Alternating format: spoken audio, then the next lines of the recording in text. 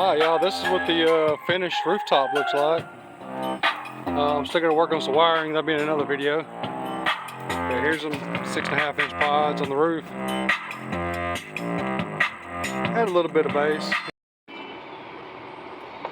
I've got the brackets on. Kind of loose, but got them on there to pull a measurement. Grab a tape measure.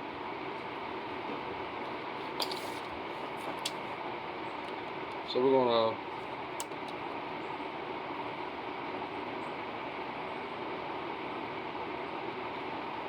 to go 15 and a half. Excuse me, 14 and a half. I realize it's on the two. It's easier to pull out the tape measure to a number, center up a hole versus the end. So 14 and a half. So we'll measure this up, find center, and then put some lines and drill some holes. Alright, so this is the back of the top where the light bar is going to go. We're going to measure and find center, and then measure off that to 14 and a half, 7 1/4.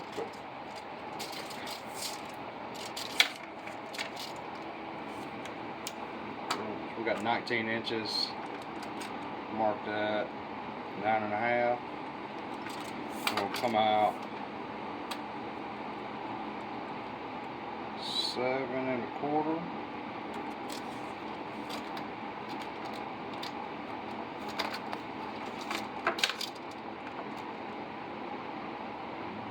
Seven and a quarter.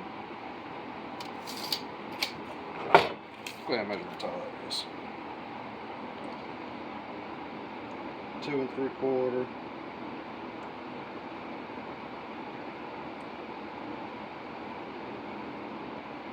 So let's make that inch and 5/8 up.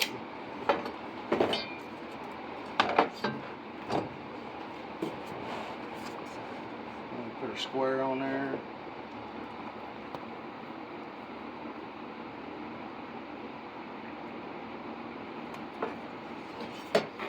Mark our other hole.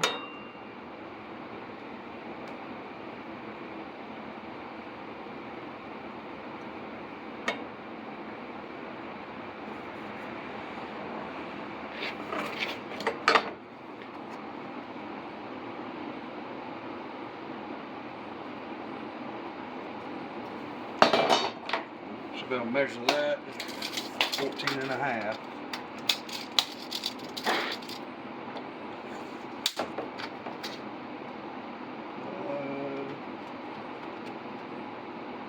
Alright, 14 and a half. We're going to take 11/64 drill bit for the 1/4 inch rib nuts, and hell, maybe that'll work.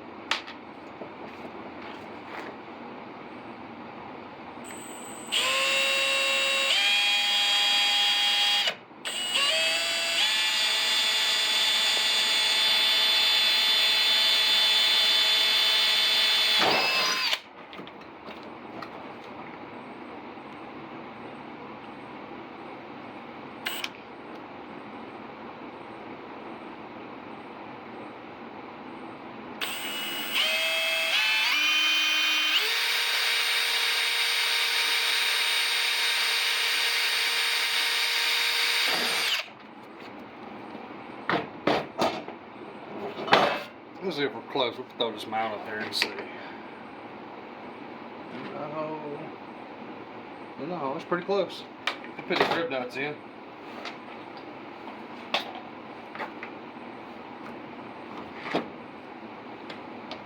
This is an old cheap old tool. It ain't the best.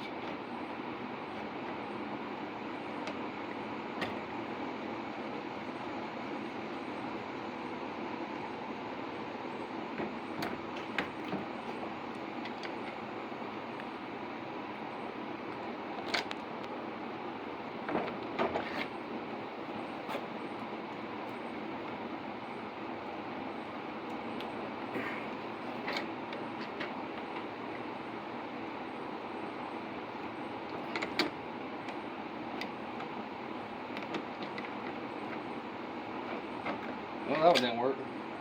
We'll try again. Alright, so we got the holes drilled, of course you've seen, but fun fact, if you don't order a riv nut with enough shank on it, when it collapses, it don't collapse right. So what I'm going to do instead is use some 5/16 nuts and bolts to mount this light bar to the back of this roof.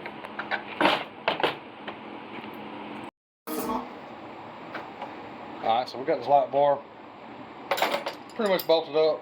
We'll tighten it up.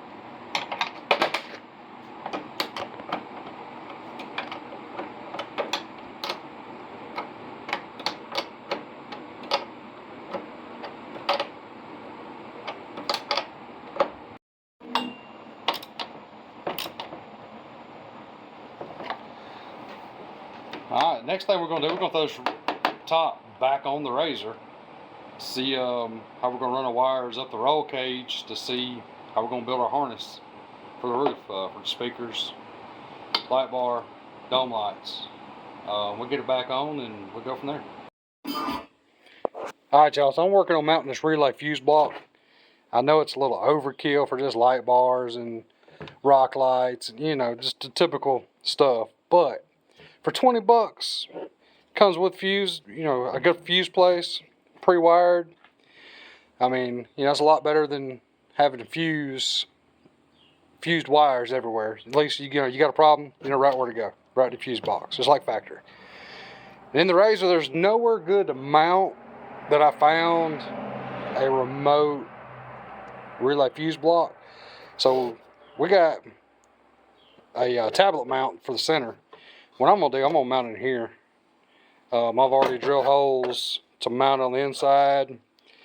Drilled holes for the wires to come through. It's going to be kind of a pain, but I mean the box ain't big enough to put a phone in comfortably. So why not just put a fuse block in there? So yeah, we're going to get this mounted up.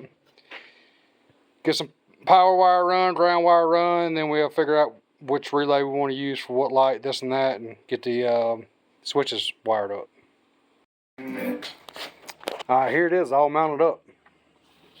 Still closes, functions properly. Got our wires coming out the side.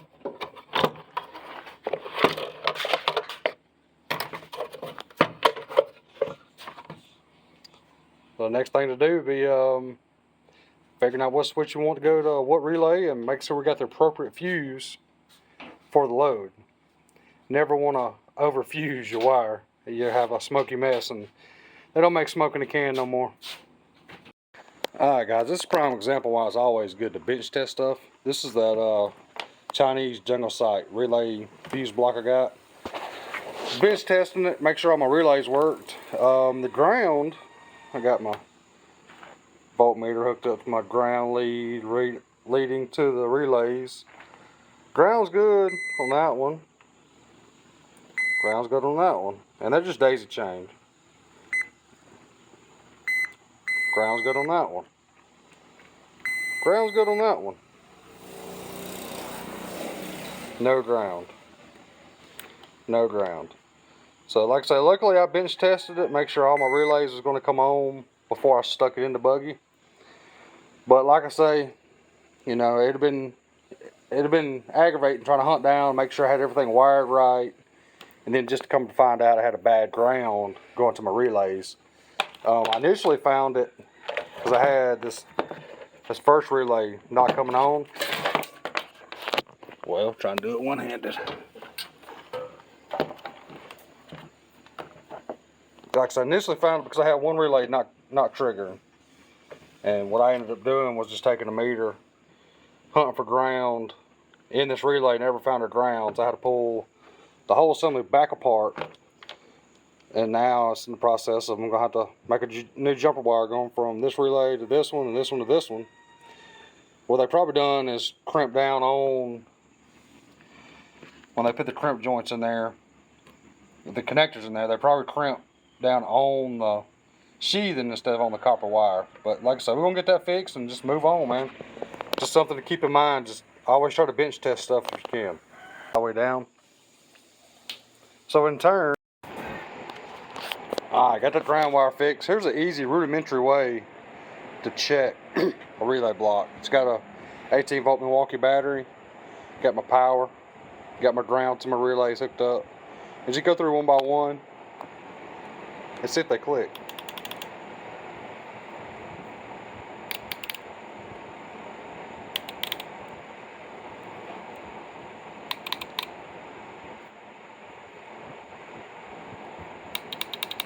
Now we know they all work. We can move on with putting this relay block in. Alright guys, we're going to end this wiring and lighting video right here. Got everything installed. We got a light right here. Switch right here goes to the dome light.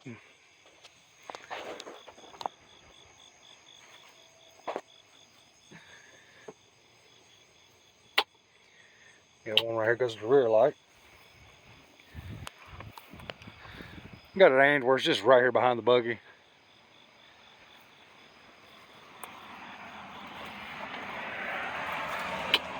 Then we got the rock lights. Rock lights turned out pretty good.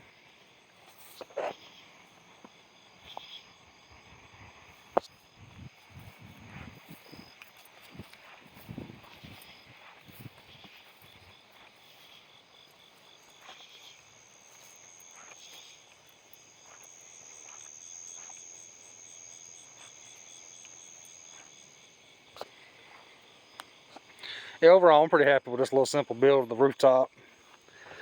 Rock lights, backup lights. Yeah, if y'all would just give a subscribe and like, and we'll catch y'all in the next one.